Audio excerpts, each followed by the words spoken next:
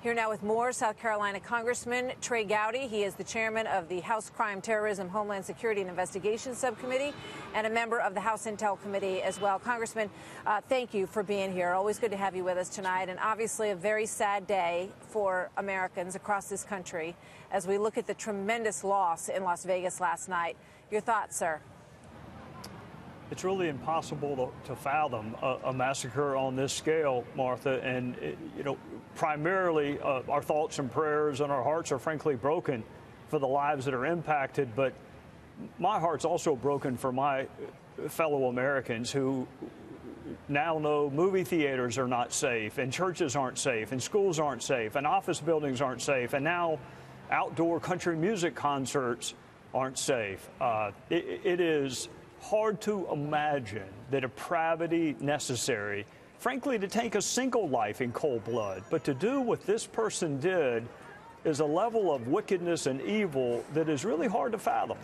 You know, you've touched on something that I think is so frightening on such a gut level.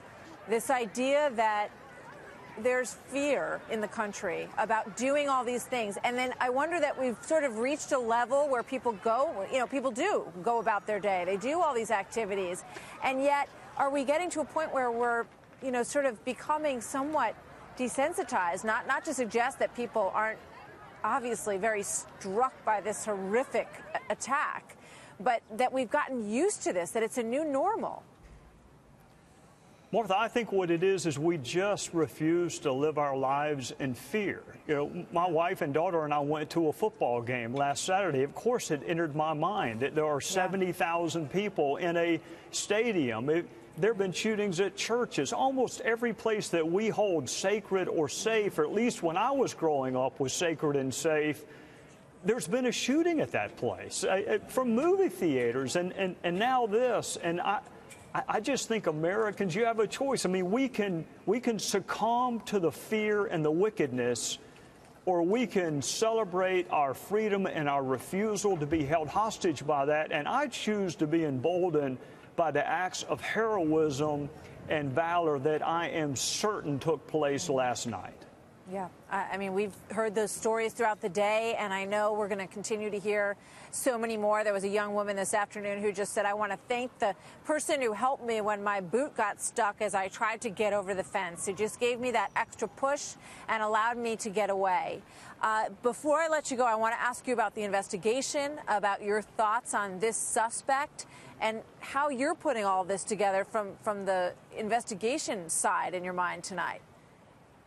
Well, it's an incredible level of premeditation that you don't ordinarily see. And it is difficult to believe that a single person could have done this without detection. So I hope what comes out of this is people, lots of crime is prevented because a non-law enforcement officer says something. The weapons and whether or not it was altered to become fully automatic and the premeditation of picking a certain hotel room. I think we're going to find someone along the way was suspicious, and they should have turned that suspicion into a phone call to law enforcement. It's an incredible amount of premeditation to not go detected. Yeah. Trey Gowdy, thank you so much, Congressman. Always good to have you on with us.